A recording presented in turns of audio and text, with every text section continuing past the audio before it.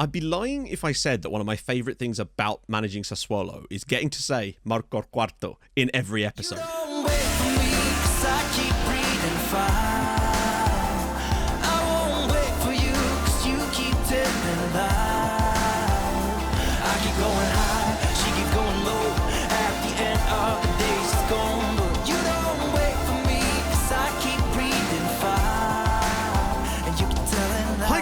And welcome back to another episode of Outcasts 2 Icons. If you're still enjoying the series, of course, drop a like on the video. Spectacular things will happen. Mostly it will go blue.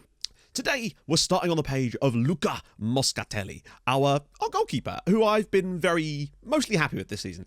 Seen a few little, not clangers, but things that perhaps he maybe should have saved, but I still think I feel a lot more comfortable with him behind our defence than I did last season with Radu. For whatever reason, it just didn't work out with Radu, and he's no Joe Walsh, I'll give him that, but he's still done a fantastic job for us so far, and, you know, he's been solid. He's had the odd bad game, but I still feel so much more happy with him there. And that brings me to my next point, because new patron Riley Passius has decided to sponsor Luca Moscatelli, which is good, because it gets some of our £34,000 off the wage bill. So thank you very much for that, Riley, and thank you for the patronage as well. That is unbelievably generous. So that presumably makes you one of the three Mosketeers, along with myself, which leaves one more Mosketeer, and I don't know who that is.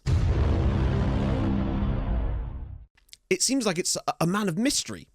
I guess we'll never know. For much of the last few episodes, I've been nervously looking at the scores from the other games around Italy, and if you want to be able to do that in real life, then the OneFootball app is exactly what you need. You'll be able to stay on top of all the leagues around Europe and the rest of the world. Get live, up-to-date team news, transfer news, and all the other news around your club and the leagues and the other clubs that you follow as well. Follow your favourite clubs and leagues to get up-to-date notifications as well, so you'll be the first to know when anything ridiculous happens. So of course, a massive thank you to OneFootball for sponsoring this video, and you can download the app for free with the link in the top line of the description.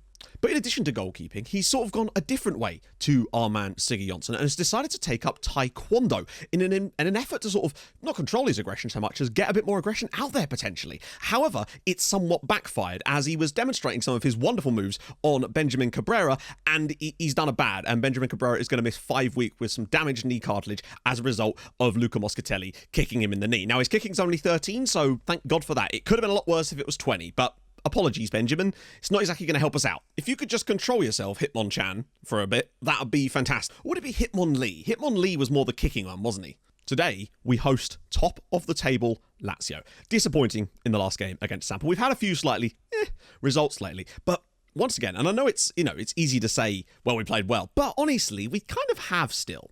And that's why, again, I'm not worried. And let's be fair, we're 6th in the league. We're expected to come 11th. I wanted top half. This is fine, honestly. Maybe, and that gives us a chance because it means if we can sort out some of the consistency issues in some of those games against the likes of Salernitana, Samp, those sorts of teams, not Benevento, well, sort of Benevento, then that gives us a nice building block for next season in which we can definitely find some ways to improve. And something else I've been sort of thinking about, and is perhaps I'm expecting too much out of a striker who's essentially set to a pressing forward. We have seen them score some goals in the past. That goes without saying. But there's a reason why, when you look at the highlighted attributes for a pressing forward on support, that finishing isn't highlighted, because essentially he's more of a link-up player that plays further up the pitch, and to be fair, he does do that extremely well. So maybe it would be ridiculous of me to expect too much. Now, it would be nice if he could at least match the XG, potentially, and I'm hoping by the end of the season he does manage to pull that one a little bit back, but it doesn't actually make me super concerned, considering the sheer amount of goals we've got from elsewhere in the pitch, with Flans having 8, Guardo having 9, 6 for Conceição as well in there too. Team-wise, Cabrera obviously will not play here, which means it is going to be Constantino on the left-hand side, and hopefully Emerson on the right, which doesn't exactly bother me too greatly. Scott Olsen on this right-hand side. Do I give him a chance today against Lazio? But look at this. He's really had a very poor season. I do wonder if it's just that maybe the age is starting to catch up with him a little bit, and he is losing a little bit of physicals, but for whatever reason, this season, he's just not been at the races. Although part of me is kind of tempted to just swap him and Conceição over and let him play on the left-hand side for today. It's against Lazio. It's a bit of a free hit in many ways, and I'm kind of tempted to try that out, just because reasons. Flans, for me, is starting to nail down that position in the midfield a little bit more, but he is very inconsistent. He'll either grab you a brace or a hat-trick or do nothing. Also, in some good news, the analysis videos will be returning to the channel for this save starting at the end of this season.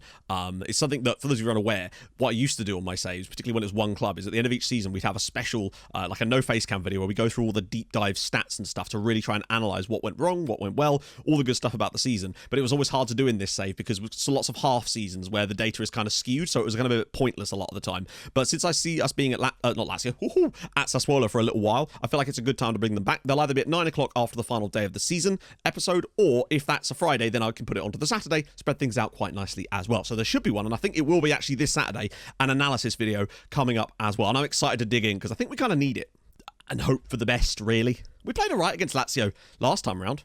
Like I've said, I want to lower the age of the squad, lower the wages, bring through some real talent. We'll have a youth intake, I think, either today or tomorrow. I don't know. It's going to be hard to say. We'll see what happens because of when it happens to come in March. But I'm excited about the prospects because apparently, I checked before recording here, it's been upgraded to a golden generation again. I didn't know they could change mid-season, but it definitely said good group of players before, and now they've changed it to golden generation. So that makes me happy. Maybe we could get a couple more absolute bangers. That'd be sick. Quarto. Oh, we can slip him through. He does. Oh, nice work. And it's just wide from Quarto. Nice pick out. Try to find Sigurdsson. They are the top scoring team in the league. They're also top of the league. This is a very, very good Lazio team. This is a team that have lost a lot of Europa League finals. I'll give them that as well. He slips inside, and what an effort from Perez. They're very good, aren't they? What I would say, though, first half an hour, Skov Olsen has performed pretty nicely out on the left-hand side. So that gives me some confidence. Conceição, can he slip one through? It's Quarto. That's such a tight angle for Marco Quarto. Is he going to be able to shoot? And Skov Olsen at the far post, and it's 1-0 Sassuolo. Well, I'm not going to call myself a genius, because that would be stupid and it's incorrect. But nevertheless, we do lead by 1-0. Sassuolo 1, Lazio 0. Great pick out from Conceição on his right foot here. Quarto, I just thought this was a dead end. The fact that he actually squares this is unbelievable. Skov Olsen at the back post, slotting it home, and out of nowhere, we have the lead against top of the league Lazio. Come on! Oh, that's a dangerous pass, but what an effort! Who was that? I'd be lying if I said that one of my favourite things about managing Sassuolo is getting to say Marco Quarto in every episode. I try almost not to sound like I'm doing some bad Italian accent, but when you say say it with me, friends. Marco Quarto. It's impossible to not enjoy saying his name. It actually makes me feel happier every time I say it. This just in. Cure for depression discovered. Just say an Italian man's name, apparently. I should write an ebook. And Moscatelli diving through traffic. Don't do that in real life. Always look both ways before crossing the penalty area. Good ball for Skov Olsen. Oh, that is just diabolical. Absolutely diabolical. Like, big credit for him for scoring the goal, but that is shocking. He picks the ball up, brings it down, and then just... It's good play from Lazio as well to cover off the passing angles, but he has to do better than that. Just anything is better than what he just did. Literally anything. He could have burst the ball and I'd have been happier. It does feel like Lazio have gained a bit of momentum now upon scoring that goal, quite simply, and that's a good header away from Milivojev. If Sigurdsson could get this, which he can, right? I don't want my fullbacks man-marking people. It just never seems to work for me. Lombardo, though. Kudus with the overlap. He's got support in the middle. Mohamed Kudus! Oh, that's a great save from Busso. We're putting in a really good shift here, and I'm incredibly proud of the lads. So Kudus again. The fresh legs of Kudus is really helping us drive out now, and he's got support. He needs to look inside him. Oh, he's gone all the way! Kudus! Good striking. He's looked really fresh. Strength now from set pieces. Please don't do anything silly, and Lombardo will get it. And now there's options, and it's Max Lebert out on the the right-hand side. He's got men in the... Oh, can he find one? He finds Skov Olsen. He's got to support someone here, please. And Pavlish was the man getting into the box there. Drops into the middle and... Oh, Kudus does brilliantly. He's got to slip it through for Lombardo. Oh, that's a great save. Emerson's delivery. Milivojev with the header over the bar. We've got to be careful. Keep the concentration levels high. Just throw bodies in the way now. Oh, no. And I'm sure there's going to be the thought that you should change the mentality or go defensive. It just doesn't make any difference. Going defensive when... Changing the mentality, I should say, to defensive, particularly when we're actually playing well and going forward there, isn't suddenly going to make you not concede goals. It's just going to invite pressure onto you. And I've just never, ever seen that work for me. So that's why I don't do it. Because at the end of the day, if you're playing well, there's really no reason to suddenly change that, particularly when we were in the ascendancy in the final few minutes of the game. And it's just that lack of... No. It looks like we are going to lose at home to Lazio in a very, very even game. Wow, we've had some shocking sort of... Just the balances of things. Took the lead here, had some chances, and it's not like they were all falling to Sig. Like, chances fell to loads of people in this game, and they just couldn't quite put them in the back of the net, quite sadly, and it's going to be Sassuolo 1, Lazio 2. Now, maybe this result in isolation wouldn't actually be that bad for me, given how well we've played recently. In terms of the quality of the season. But it's just when you've seen a few results that have just not quite gone your way, when you've actually played fairly well. I think that was a very, very even game, and we can consider ourselves a little unlucky, but you have to take your chances. Skov Olsen gave the ball away, and then just some bad defending there allowed Jeroen Goossens through. It's a shame, but they are top of the league, and we've matched them pound for pound there. Just haven't quite got what we deserve from the match. But again, it'll come back round. I hope it will come back round. Anyway, right, some games off camera. There's some tough ones coming up. It would have been nice to get a point there just to sort of steady the ship a little bit, particularly as it's Inter next, I think. So, yeah, watch us go and beat Inter 1-0 now that I've said that. I tried to manifest a result against Inter before the little break we just took there, and after 18 minutes, I thought it might have actually worked. Skov Olsen out on the right-hand side, Flans knocks it around the side, and there was Sigurd Jonsson slotting us 1-0 up away at Inter, and I was extremely happy because the start of this game for us was superb. Then on 20 minutes, comes back to Skov Olsen on the right-hand side again, finds Guarto, Skov Olsen pops it around the side, and Sigurd Jonsson makes it 2-0 after 20 minutes, and a brace for Sigga. Oh, it made me so happy. But it lasted a matter of minutes here as Vinicius Jr. getting the ball out on the left. Eventually, Herrera manages to put a ball into the box, and just bodies couldn't make any difference as 23 minutes in, it was 2-1. And Inter just started to really go through the gears. We got to half-time at 2-1, but in the second half, we just couldn't seem to muster anything. Some poor defending, and Vinicius Jr. made it 2-2. And I thought maybe we could hang on, but unfortunately, on 55 minutes, Inter completed their turnaround here, and they were very good on the night. Ball to the back post, Vinicius Jr. there, 3-2 to Inter. We managed to sort of prevent them from doing much after that, but it seems that they weren't too bothered, and you can see that we started the game really quite nicely and were doing really, really well, but after that, we just found nothing. Inter just changed something, and they were very, very good. And, yeah, so throwing away another 2 goal, it's a bit different when it's Inter away, and I don't think we really deserve to be 2 goals in front, but it was still nice to see Sigga score a couple of goals. We then found ourselves at home against Juventus in the next game. I just wanted to try and stabilise for a bit, but then 5 minutes in, Singo's ball through, straight through the defender's legs, and it was 1-0 Inter. We were just, Inter? Juve. We were just starting to get back involved in it before we gave away a penalty. Gino dispatched 2-0 Juve. And it was a bit of a shame because, like I said, we conceded early, but we were starting to get back into the game and it was starting to look pretty tasty. And then Emerson made a terrible error, gave away the pen, and it just completely killed us after that, sadly. And that made it 4 consecutive defeats, easily our worst spell in charge of Sassuolo. But then we were gifted a reprieve away at Brescia. They were bottom of the form standings, terrible pass from Martin here, Conceição around the side, Skov Olsen in to make it 1-0 on 28 minutes. And then later on in the same, literally at the end of the first half in stoppage time, Quarto getting the ball, driving forward, picks out a gorgeous ball around the side for Skov Olsen again, 2-0 to Sassuolo. Oh my god. And just a thoroughly deserved victory. I made some slight changes in training before this as well, because I realised the training schedules we were setting up weren't really conducive to the style of play we make anymore. So I've managed to make some edits to that, and I think it's hard to say this has made a difference here. We were just genuinely much the better side here, and I think I figured out why Skov Olsen plays so much better on the left-hand side. It's because he has a player trait which is moves ball to left foot before he starts dribbling. Now, he is either-footed, but that essentially is going to make him prefer his left foot a lot of the time, and I wonder if that was preventing him from getting any good dribbles going on the right-hand side, whereas on the left, he was fantastic, albeit just his goal scoring in today's game was massive for us. But Conceição was very good on the right-hand side too, and just a massive, really good, deserved 2-0 victory. God, we needed that. But then we faced a much tougher test at home to 10th place Spal. Great ball in from Conceição. Milivojev with a goal from a corner. Would you believe it then?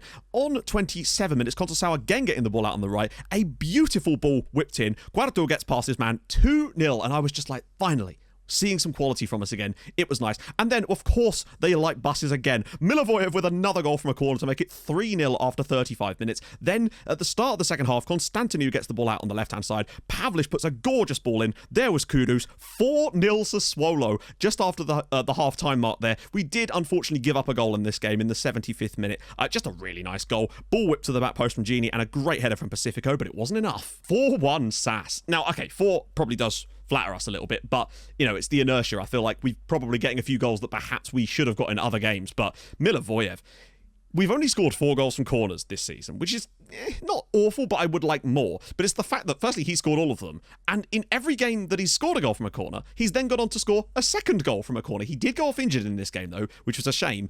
He should be back for today's game, though, but just a really strong performance from the lads. All that has allowed us to sort of consolidate 7th spot, which it is now finally showing in here, and I'm curious as to why that is. It might be something to do with the cups, I don't know. But 7th spot is the Europa Conference League spot, and I think that's really where we have to be aiming ourselves. We're 4 points behind Cagliari now.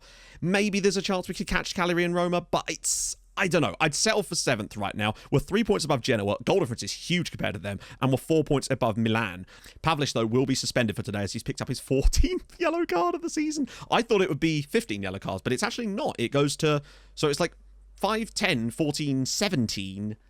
19 or something like that. It's a weird one, but I guess that actually kind of makes sense. Today we go away to Empoli, and I really want 3 out of 3 victories in our last 3 games, and I feel like this is a great opportunity to build that confidence as we have Napoli next, just to keep ourselves nice and floaty, particularly as Genoa and Roma play each other, and Milan are away at Benevento, so that should be a win for them, but Roma could do us a favour here, or they could draw and kind of do us a favour in both counts. So, the system wants to make changes. We have to make some changes today, but my change, honestly, is going to be to bring Milivojev into the midfield for today, because I think he's our second best defensive midfielder these days. So, do I go with Volpej or Jorginho? Honestly, I think I'm going to go with Big Rog. Sorry, Big Rog? Little Rog. He is right-footed, right? Yeah, okay, that's fine. I just don't like Carlo Volpej anymore. He's been a bit of a knob, so he's, suffering from that. Cabrera had a slight knock, again, having come back from fitness, so he's still not quite ready to go yet, but I'm fine with that. Swapping over Skov Olsen and Conceição seems to have made a genuine difference to them. When you look at their performances lately, they've definitely improved, and I think that's been a big difference for us, despite the fact Conceição is right-footed, is he not? No, left-footed. I have hopes for this one. I want to make it 3 out of 3. Draw wouldn't be awful, but I really do want 3 out of 3 from this. Just occurred to me I can't actually have Dinko Pavlich on the bench. So Cabrera will come onto the bench. I just won't play him. Now, if you remember, we actually lost to Empoli earlier this season. Probably one of the most, probably even worse of a result than the Sampdoria game, to be fair. Probably our worst of the season in my mind. Particularly as they have our former goalkeeper in their side. I'm excited about today. I think our form has dramatically improved lately. I think Skov Olsen on this left-hand side makes a lot more sense, and he's played pretty well there in every game, other than obviously the mistake he made against Lazio. He still played well for the most part, so I'm excited to see what he can do in that role, probably for the rest of the season. Skov Olsen, Quarto, Milivojev, lovely ball for Skov Olsen, onto his left-hand side. Can he whip one in? He does! Kudos his header! It's a good save. It's a good ball in, and SecondYellowCard gets his head on it, but can't direct it. Oh, nice work. Quarto, he'd probably have to shoot here, you'd feel. Or could he drop it back inside here for Skov Olsen? It's not the best effort, but it's nice to see him in the position again. Emerson looking long, and Skov Olsen does pick it up, to be fair to him. Can he drive past someone? He might, actually. Hopefully. Whoa! Just tries to catch the keeper out there, I think. Goes well, he's got to shoot here. Surely. Good effort again. Skov Olsen now. Round the side for Quarto, he's into the box. Can he pull something across? It's a very tight, congested area. Back for Skov Olsen! Great save again from Klaassen. Conceição's ball in another time. Jorginho, and it's headed wide. Wow. Great 30 minutes from us, though. Goes back for Milivojev. Skov Olsen again. Will he get the shot away, maybe? Goes back for Kudus, and it's cleared over the bar this time. We need to take advantage of our dominance while we're on top, because right now we are dominating Empoli, but we need the goal. Kudus, can he get into the box? He finds Conceição. He'll find time to shoot, maybe? It's a good save again. I mean, you can just see how good we've looked with Skov Olsen out on that left-hand side. He's just doing things, taking people on. Everybody's looked excellent in this game. We just need to find a goal. We've shown that we can do it in the last couple of games. Let's go and do it in the second half. Okay, set piece time now. Conceição. Can he find someone? He finds Jorginho, and it's saved again by Klaassen. Headed away by Flans. SecondYellowCard will pick this up. We've got a breakaway. 20 minutes to go.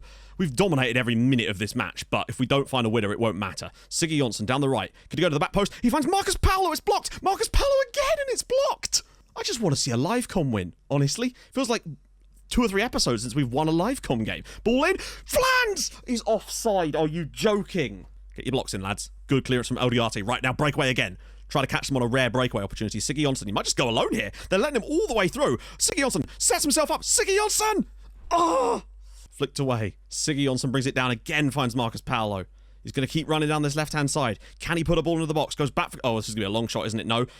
Conceição, around the side for Flans. He's got to square it for someone. There's bodies. He's got to find someone's body. Constantinu, and it's saved again. Quarto into the midfield. Can he slip one through? SecondYellowCard's on side again. He's going to have to do something here. He can't keep this going. Marcus Paulo! Yes! Marcus Paulo into the bottom corner. Empoli 0. Sassuolo 1. Praise be to the Italian god of goals. I realise he's Brazilian.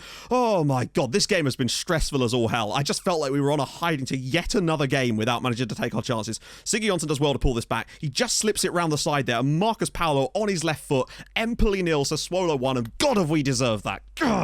Oh, Empoli 0, Sassuolo 1. We've had to work very, very hard for that today. We should have scored more, but it doesn't look like it's going to matter now. We are going to get our 3rd consecutive league victory. Defensively stunning from the lads. Rogerino actually looked like he was probably the best player on the pitch, incredibly, so that's a really good sign. It just took us a bit to get going there. Skov Olsen, wow. I mean, we definitely deserved the win in the end. 32 shots we had in that game, 14 on target to score the 1 goal, but we got the win, and that's what matters. We do win 3 games out of 3 now. Still, we're looking a lot better going forward now. We just need to... I mean, Sigurd Jonsson still had a bloody good game. It's just that he just didn't manage to score a goal. Wow. I mean, he did get the assist in the end. Wow. Really happy with that. Even though it took an absolute mammoth effort of Marcus Paolo. Oh, I couldn't have bared the thought of a 0-0 from that result. I really couldn't. Well done, Christopher Klaassen, as well in goal. That was a really poor run. Like, make no mistake. That was technically 5 losses in 6 games, and that really did cost us a little bit. And there wasn't a lot of wins in there when you actually look at the 3 draws we had in a row at this point as well. That was actually only like 2 wins over like 9-10 games. Not ideal, but now 3 wins on the bounce has really pulled us out of that mire a little bit and put us right back where I want us to be. Things get difficult next time around. That goes without saying, really.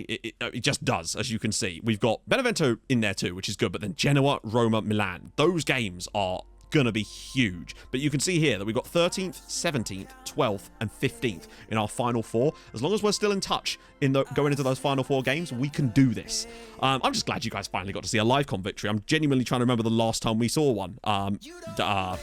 Benevento. Anyway, if you've enjoyed this episode, and I hope you have, what a game that was. Then drop a like on the video. That would be superb. If you're new to the channel, subscribe. That would be gorgeous too. I stream on Twitch Tuesdays, Thursdays, Saturdays, so go follow there too. And I'll see you guys tomorrow with Napoli and Milan. Huge games to come, but I think we can do it. Thank you so much for watching. Hold your gun. Capybara. Bye-bye.